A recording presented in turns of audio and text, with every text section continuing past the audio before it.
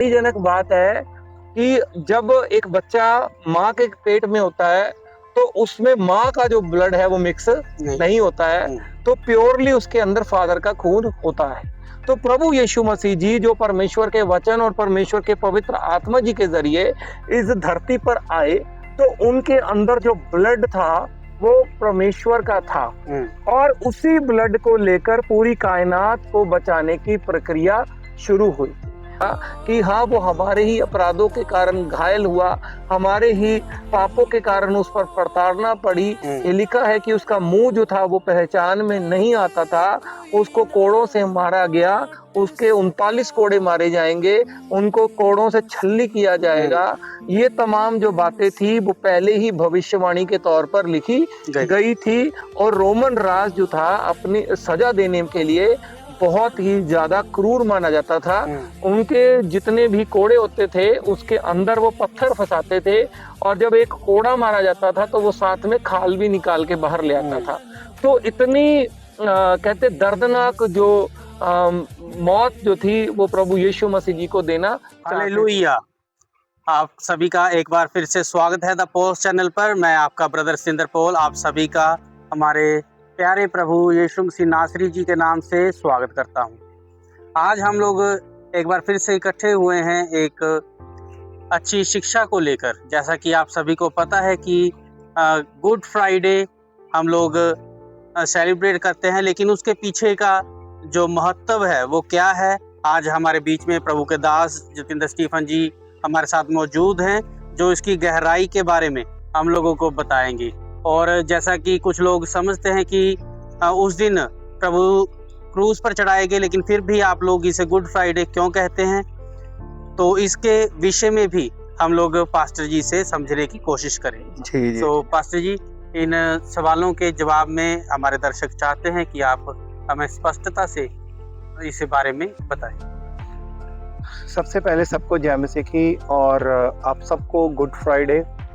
और खास बात, आप सब परमेश्वर के उस महान उद्देश्य को अपने जीवन से पूरा करें जिसकी वजह से उन्होंने हमारे लिए जान दी है। दरअसल अगर हम पृथ्वी पर देखते हैं तो बिल्कुल शुरुआत से लेकर जो आदम को सबसे ब्यूटीफुल चीज दी गई थी वो था जीवन, लेकिन पाप की वजह से आदम के बीच में जब सिन आया और उसकी वजह से जो डेथ थी ये एक्टिवेट इस धरती पर हो गई जी। बहुत सारे लोग ये बोलते हैं कि क्या अदन की वाटिका में डेथ थी? हाँ वो थी, लेकिन वो डीएक्टिवेट थी।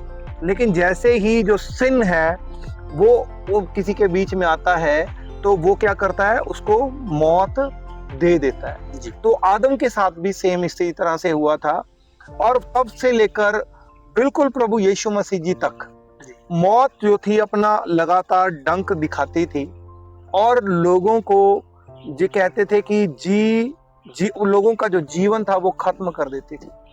तो बहुत सारे जो लोग थे, चाहे वो गरीब थे चाहे अमीर थे, जो पूरी कायनात थी उस वक्त इस बात से लेकर परेशान थी, जो आज भी लोगों के सवाल है कि अगर हम स्वर्ग गए नहीं या वहां से कोई आया नहीं तो या कोई मुर्दों में से जी नहीं उठा है तो फिर हम लोगों को किस तरह से पता लगे कि जो कहा गया वो सत्य है जी। तो ये जो सारी चीजों को प्रूव करने के लिए परमेश्वर ने अपने इकलौते बेटे को इस धरती पर भेजा।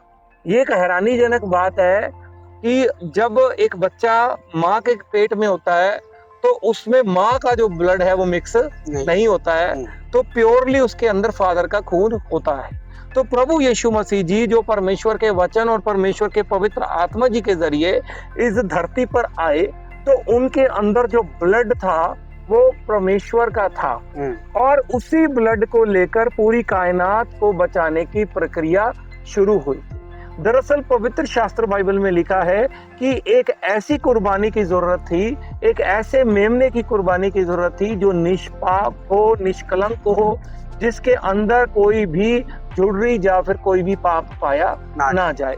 तो इसी के तहत प्रभु यीशु मसीह जी जब इस जगत के अंदर अपनी सेवा का कार्य कर रहे थे तो उस सेवा के कार्य के दौरान उन्होंने बहुत बार ये कहा कि कोई भी मेरे जीवन को ले नहीं सकता है, बल्कि वो मैं ही हूँ जो खुद लेता और फिर वापस भी दे देता हूँ। यानी जो मौत थी हम इसको ये कह सकते हैं कि ये परमेश्वर की एक अगम्य योजना का हिस्सा थी। और प्रभु यीशु मसीह जी को क्रूस पे चढ़ाया जाना ये हजारों साल पहले से लिख दिया गया था। यशायाह नबी की पुस्तक में लिखा हुआ था कि हाँ, वो हमारे ही अपराधों के कारण घायल हुआ, हमारे ही पापों के कारण उस पर प्रताड़ना पड़ी। ये लिखा है कि उसका मुंह जो था वो पहचान में नहीं आता था, उसको कोड़ों से मारा गया, उसके 39 कोड़े मारे जाएंगे, उनको कोड़ों से छल्ली किया जाएगा।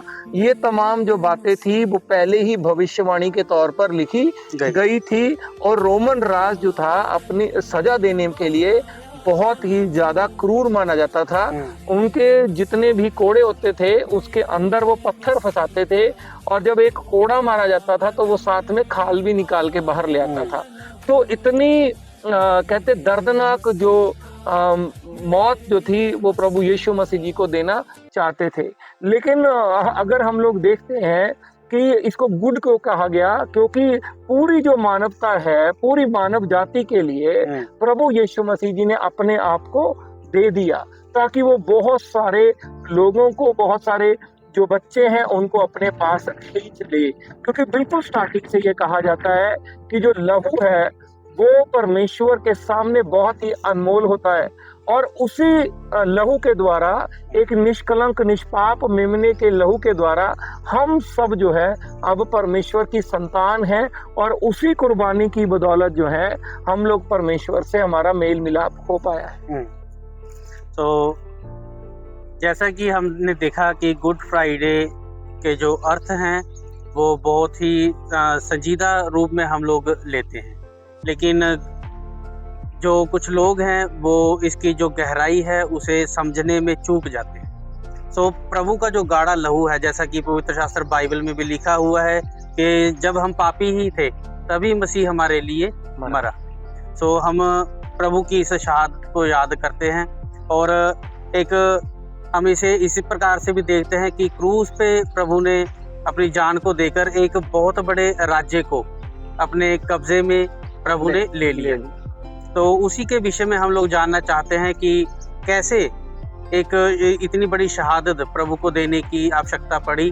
गुड फ्राइडे हम लोग जो मनाते हैं उसके जो सही मायने हैं उसे हम किस प्रकार से प्रभु की शहादत को हम लोग याद कर सकते हैं। देखिए, इंसान के जीवन के अंदर, जहन के अंदर वो ज्यादा बातें बस जाती हैं जो वो देखता है। जब मैं प्रभु यीशु मसीह जी को जब मैंने जाना तो मैंने बहुत सारे लोगों से ये सुना था कि बहुत ही विध्वंसकारी तरीके से प्रभु जी को क्रूस पर चढ़ाया गया था, क्योंकि रोमी सेना ने कोई भी तरस वहां पर नहीं किया था। तो लेकिन फिर काफी सारी मूवीज में देखा, और मूवीज में देखने के बाद मैं कई बार उस जो पैशन ऑफ क्राइस्ट मूवी आप सभी ने देखी होगी, उस मूवी को भी हम पूरी तरह देख नहीं पाते, क्योंकि खुद उस महान परमेश्वर को अपनी कुर्बानी जो थी हमारे लिए देनी पड़ी।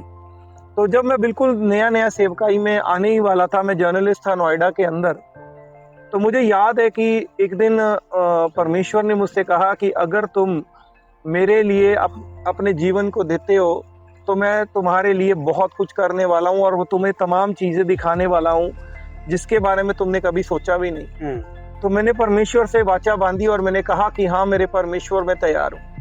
तो आप यकीन कीजिए ये मेरे साथ हुआ। मैं नोएडा के एक कमरे के अंदर सो रहा था। जब मैं सो रहा था तो मैंने क्या देखा कि मैं बिल्कुल एक छोटा सा बच्चा जो था वो बन गया हूँ, और वो बच्चा बनने के बाद सामने जो था मैंने प्रभु यीशु मसीह जी को देखा, और बहुत सारे जो सैनिक थे वो आ रहे थे, प्रभु यीशु मसीह जी को कांटों का ताज पहना रहे थे, उनके हाथ में कीलें ठोकी जा रही थी, उनको कोड़ों से मारा जा रहा था। ये सब कुछ मेरे सामने हो रहा था। आप यकीन कीजिए, मैं परमेश्वर को हाजिर नाजर जान के ये बात आपसे कहता हूँ कि वो जो समय था वो मेरे जीवन का सबसे तब्दील होने वाला समय था। मैंने खुद आत्मिक रीति से प्रभु यीशु मसीह जी को क्रूस पर चढ़ते हुए देखा। वो जो इंसिडेंट हजारों साल पहले हुआ, परमेश्वर ने आत्मिक तौर से अपने लोगों को समझाया और बताया और मुझे दिखाई ये सारी चीजें। तो अब यकीन कीजिए, जब इसको देख रहे थे तो आप अपने प्रभु को, जिसको अपना इष्ट मानते, जिसको सब कुछ राजा मानते हैं, आपके सामने ये सब कुछ हो रहा था।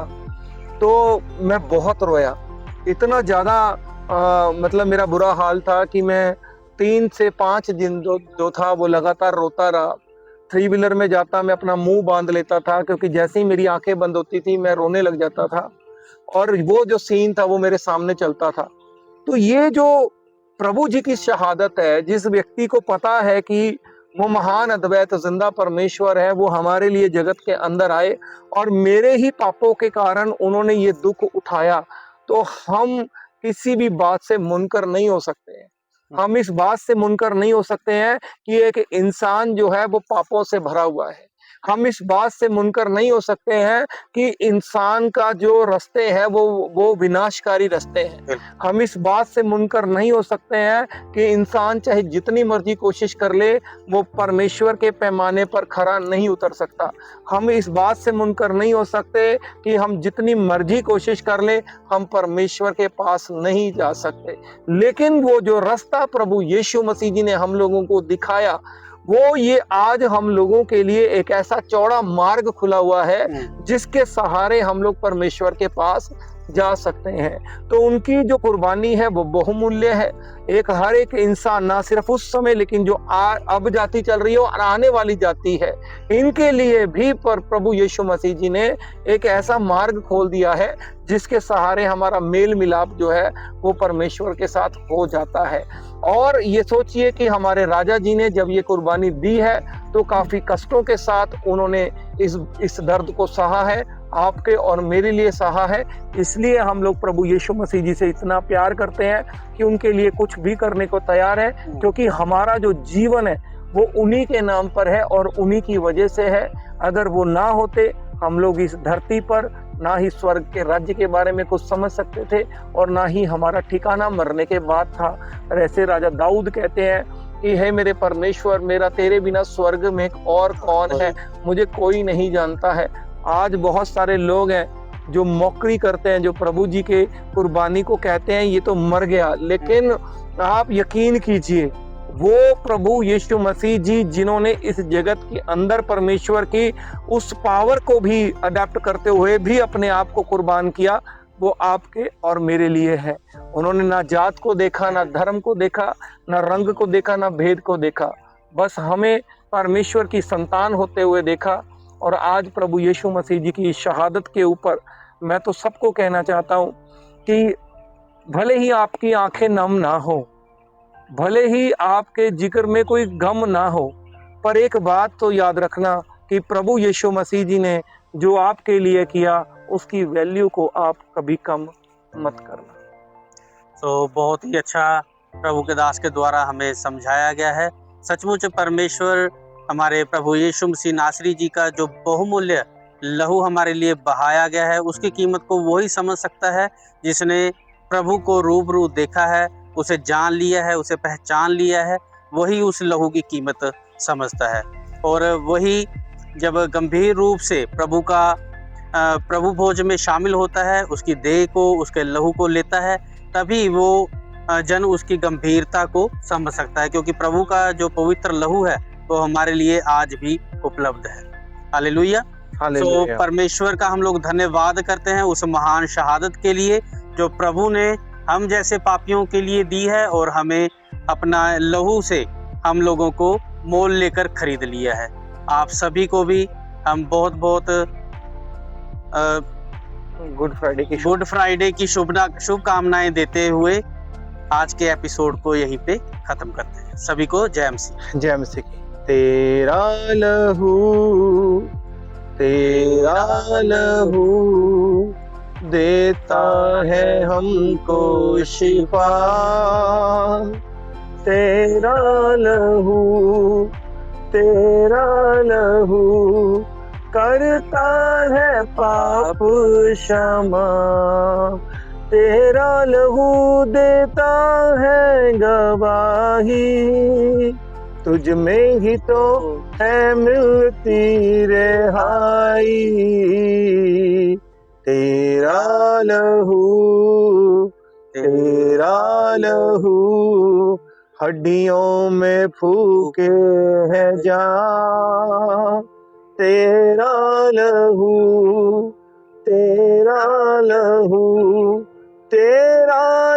प्रभु मेरी पहचान। हालेलुया। सबको जय मसीह। जय मसीह।